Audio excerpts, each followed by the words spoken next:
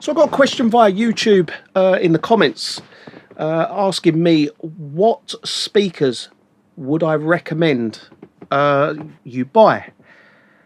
And whenever you ask this question, you ask anyone with a studio, you ask any producer, you ask anyone, what speakers would you recommend?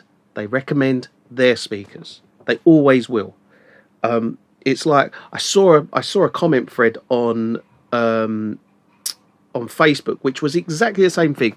What speakers should I buy? What speakers would you recommend? And it was just like, cue everybody to recommend the speakers that they use. Because, well, why wouldn't you? That is what you would do. You would recommend them. And I am going to recommend.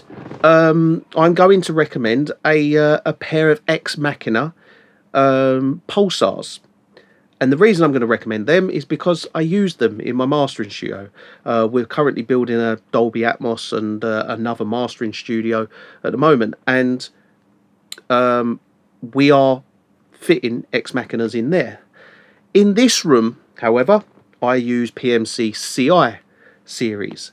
And the reason I use CI series is because I wall mount them. I wanted to house them all into the walls, and they're great sounding speakers. But not necessarily great for mastering. So you wouldn't want to. They're not. I would not recommend these for if you were just working in stereo. If you were just working in stereo, I would recommend the Ex Machina Pulsars that we have in the mastering studio. You've also got Quasars, which are a bit more expensive. The Pulsars, they were 8,000. I think they've gone up slightly. The Quasars are 12,000. And you know, the exclusive supplier of those in the UK are SX Pro. So if you want a pair of them, go get in touch with Dale and pick up a pair, because honestly, I'm not just saying it just because I use them. There's a reason I use them, and there's a reason that we have them in both of our mastering studios, because they are the best stereo pair of speakers, and they really are. And we've compared lots and lots of speakers, and you know, they outperform so many different speakers. The problem being is that they are £8,000 plus for a pair of speakers, and the majority of people watching this will go, £8,000 for a pair of speakers? No. You know, and quite rightfully so. £8,000 is a lot of money for a pair of speakers. If you're, however, working like we are, you know, £8,000 not a lot of money, because of, you know, the amount of money that you're making because of these speakers, and having exceptional quality audio well outweighs having to spend a huge amount of money on a pair of speakers. I mean, the speakers in this room, the ones behind me, are 4K, about £4,000 each, and there's like 15 in this room. I think the whole room, speaker wise, come in at about 44,000 just for the speakers.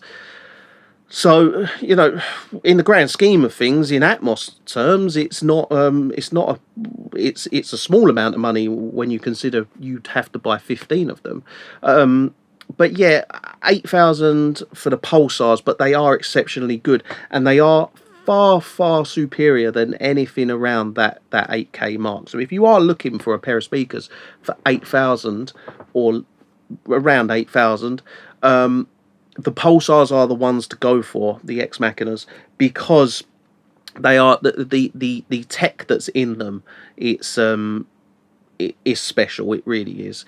And if you get the chance to compare the Ex Machinas to any other speaker in its class and around the same price, the Ex Machinas outperform pretty much. Well, they do. They outperform every speaker that I put them up against. And I tested every single speaker because I really did want to. If I'm dropping 8K on a pair of speakers, I want to know I'm getting the right pair of speakers, and they outperformed every single pair of speakers.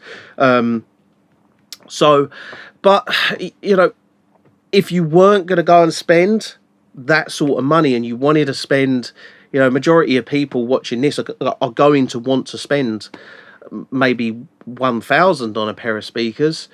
What I always say with regards to speakers is if you spend 1,000, if you spend 3,000, the speakers that are in the £1,000 range are all very similar. The speakers in the £3,000 range, they're all very similar. Some slightly outperform others. There's a reason that they're priced at that price because of the way they perform. Really, anything that you're getting in £1,000 range, anything for like, I don't know, 500 to £1,000 is going to sound they're all going to sound very similar. The best thing to try and do is actually demo a pair and go into a shop that has all the speakers out on display, and you take in a reference mix that you know how this mix sounds, you know how this song sounds, and then play it out of each of these speakers.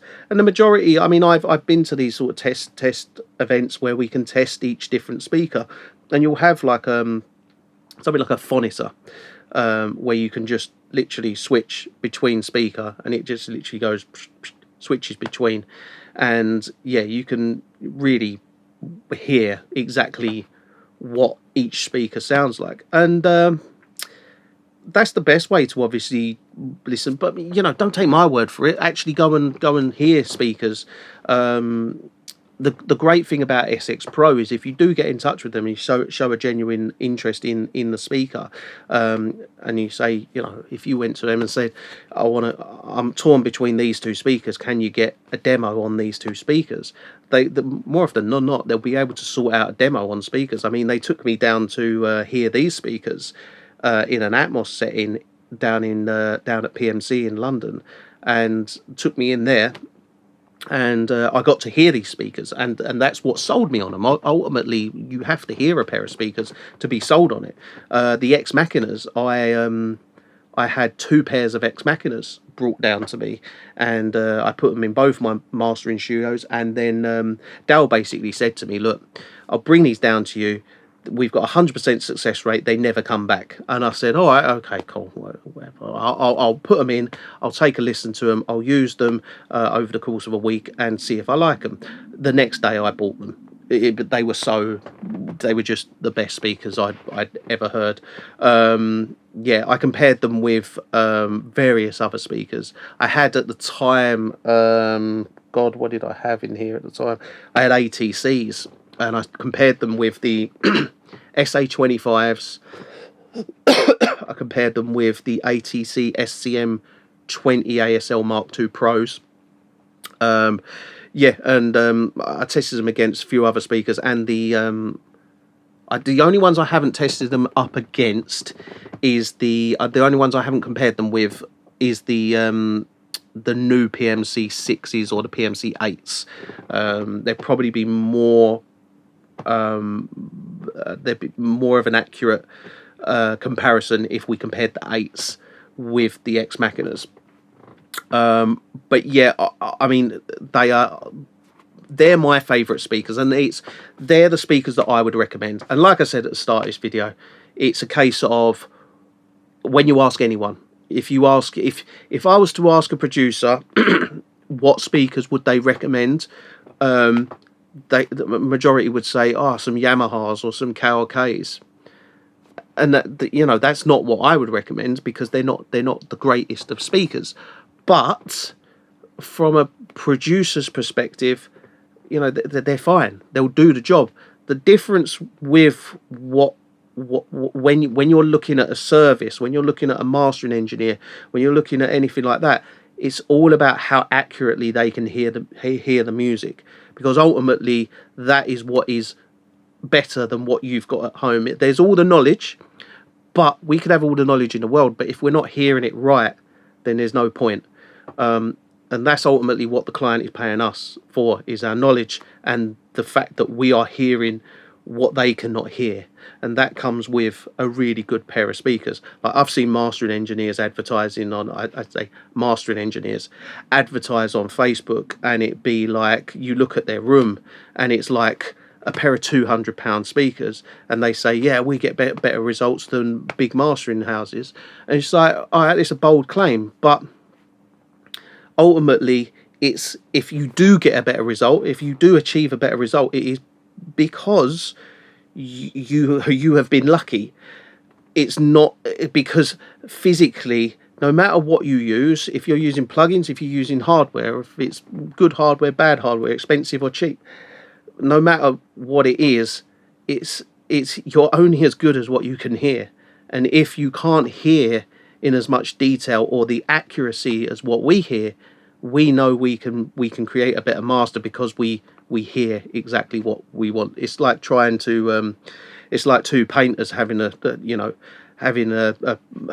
painting comparison, who can paint the best, and they're both equally good. Let's say they're both as good as each other at painting, but one of them is painting with a blindfold on, they can just about see through, and the other one's painting with their eyes open. That is the difference. One's going to come out, one's guesswork, one's not, and that's an important factor when you factor in what speakers to buy. So yeah, I hope this helps. I mean, it's probably not the answer you want, because nobody wants to spend £8,000 on a pair of speakers, when in reality, I mean, that is a lot of money. There's a lot of money to spend on speakers. But yeah, if you was to ask me what speakers I would recommend, bearing in mind I've got 44k of speakers in here, and I've got 2 mastering rooms with 2 pairs of Ex Machinas in, I would 100% recommend the Ex Machinas. And this is coming from someone that's tested a lot of speakers and listened to a lot of music in referencing between 2 pairs of speakers, and the Ex Machinas win every time.